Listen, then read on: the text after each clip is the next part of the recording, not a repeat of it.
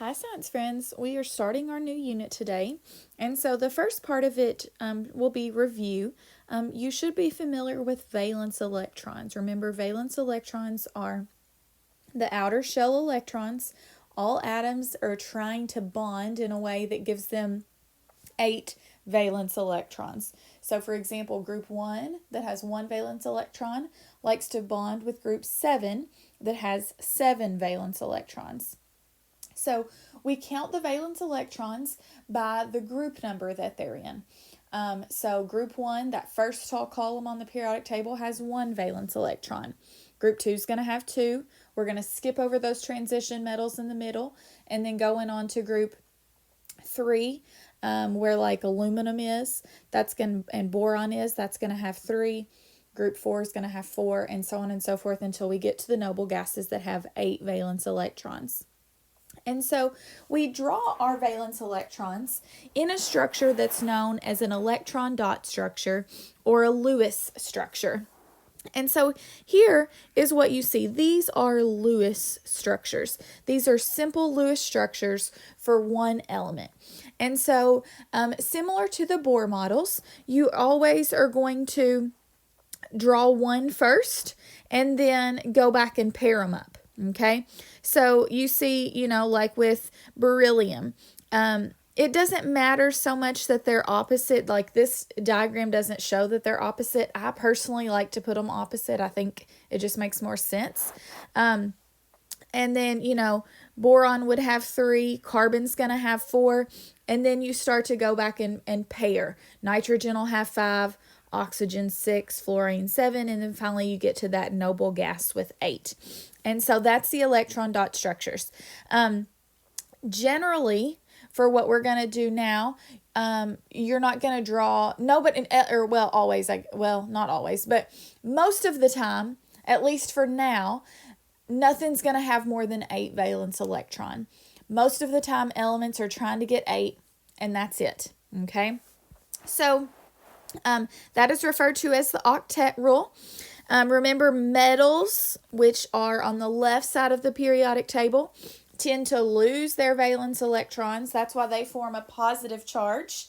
Non-metals, which are on the right side of the periodic table, tend to gain electrons, and that's why they get a negative charge. Non-metals can sometimes share also valence electrons with another nonmetal, and that's referred to as a covalent bond. Okay, so I think we have gone over this before, but if you have a metal plus a nonmetal, that is called an ionic bond, and if you have a nonmetal plus a nonmetal, that is a covalent bond. Ionic bonds transfer electrons, and covalent bonds share electrons. Okay? If you lose a valence electrons, that makes you a cation with a positive charge. If you gain a valence electron, that makes an element an anion with a negative charge. So all of this should pretty much be review. Okay? So let's look at the element sodium. So sodium. Sodium, is it a metal or a nonmetal? Well, you should say sodium is a metal. What period is it in? Sodium is in period 2. Period 2. I was thinking it's in group 1, but it's in period 2. That's row 2. So sodium, because it's a metal, is going to form ionic bonds, which means it transfers its electron. Sodium has 1 valence electron, so it is going to usually give that valence electron away, which would bring it back to that full octet. Okay? So, because it has 1 valence electron, it's generally going to have a positive charge because it's going to lose that 1 electron. Okay? So the configuration for sodium, if we look at it on the periodic table, is 1s2, 2s2, 2p6, whoops, 3s1, which actually makes it in period 3 here. Sorry, I'm all over the place. Period 3. I'm not looking at a periodic table right now, unfortunately. Okay? 3s1. That is its normal configuration. Okay? However, when it becomes an ion, it has a tendency to lose this electron here. So for a sodium ion that has the charge Na+, the ion configuration would be 1s2, 2s2, 2p6. Okay? And so that takes it back to the noble gas, neon. That's the same electron configuration as neon because it's getting it back to that same number of valence electrons as the noble gas, neon. Okay? All right, so that's what this says here. Sodium, I'm getting ahead of myself, has the same electron configuration as neon. And if we draw the Lewis structure for sodium, because it does just have that one valence electron, you would draw it like this, okay? Now, if you were drawing it for the sodium ion, sodium +1, then you would draw it like this. Because when it loses that one valence electron, it takes it back to the full octet. Okay? So, I want you to try this for nitrogen, and you can pause me, and then I will come back and go over it with you in just a moment. So here's what you should have come up with for nitrogen. Nitrogen is a non-metal. It is in period 2 with 5 valence electrons, generally forms a -3 charge, which means it gains 3 electrons. That gives it that negative charge. The normal configuration would have nitrogen as 1s2, 2s2, 2p3 with 7 electrons there. But, when it forms an ion, it's going to gain those 3 electrons and be 1s2, 2s2, 2p6, which gives it the same configuration as neon. So I have the structures drawn for just regular nitrogen, but then also for the ion that would have the full octet. Okay?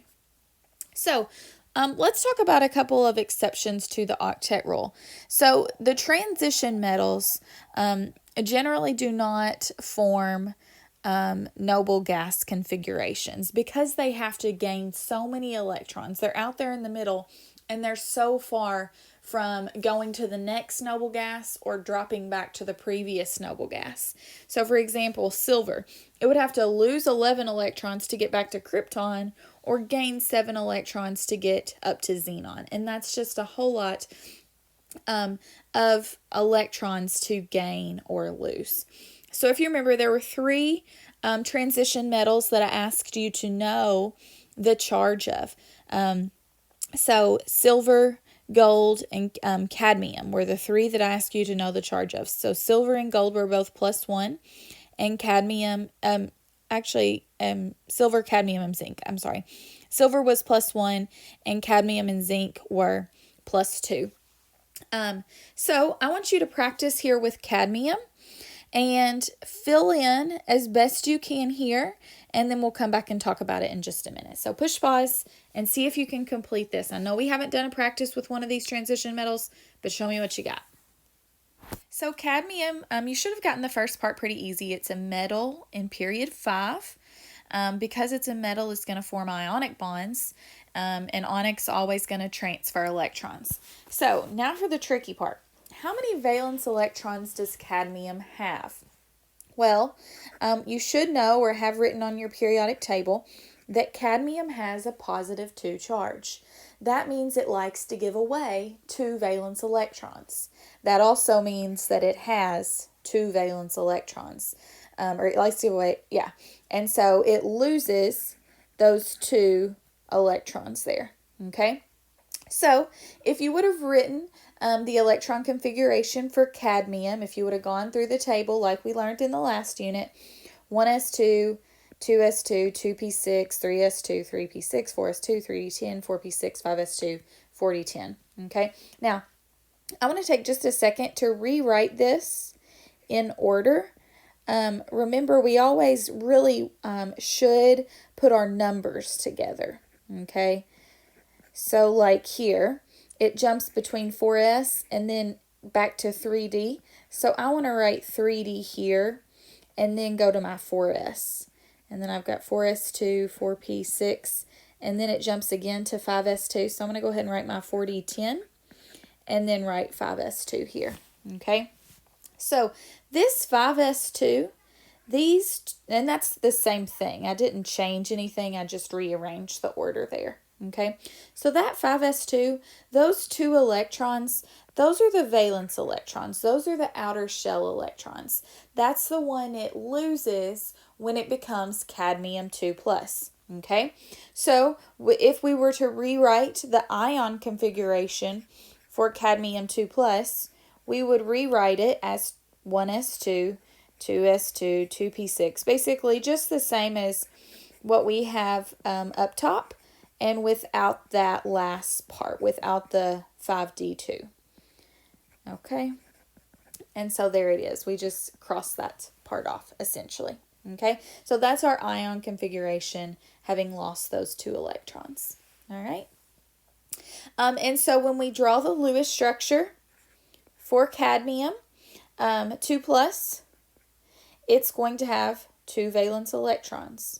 Okay, when we draw it for cadmium, it should have the full octet. Okay. All right, so let's practice a couple Lewis dot structures here. It says draw an electron dot structure for each atom and its ion. So we're going to do calcium and then the calcium ion, which forms a +2. And then we're going to do phosphorus and the phosphorus ion, which forms a -3 charge. So hopefully you can remember how to figure out those charges from the periodic table. So calcium is in column 2, so that means it's going to have 2 valence electrons. So somewhere you can draw 2 valence electrons. It doesn't really matter if they're side by side, top and bottom, left and right. However you want to draw them will be perfect. Okay. Now, if it has a +2 charge, that means it's a cation. It lost electrons. So basically it gave up those 2 electrons there. And so it's going to go back to looking like argon, the noble gas before it, which has 8 valence electrons. So the ion is going to have 8. Okay. Let's look at the next one. Phosphorus is in group 5. So it's going to have 5 valence electrons. Again, I don't really care how you draw them. Just put 5 of them on there. Okay. And sorry, that's not really what I said earlier. I said to draw them a certain way. It really doesn't matter, honestly. Okay. It will later, but right now it doesn't. And then if it gains 3 valence electrons, that's going to go from 5 + 3 to 8. So there's the 8 valence electrons. So pretty much anytime you have an ion, it's going to have the full number of valence electrons. That's why atoms form ions, to gain or lose electrons to get to that full octet. Okay? So I want you to try these on your own, drawing it for the atom and its ion. All right, so if we take a look here at these, chlorine is in period 7. So it has 7 valence electrons. Okay, notice here I have 1 unpaired electron. When it becomes the chlorine ion, it's a -1 charge. That means it gains 1 electron. So we filled in that one spot, and it's got the full octet now, resembling argon. Okay. Aluminum is in group 3. So it has 3 valence electrons here up top. Okay, it tends to lose 3 electrons and form an Al3+ charge, which would take it back to having 8 in the previous valence shell, similar to the gas neon. Okay, so you see here again, both of these ions have the full octet. Okay, so you all have a short assignment to do these today, some Lewis dot structures. So do those. If you have any questions on them, let me know. And if not, then you all have a great day.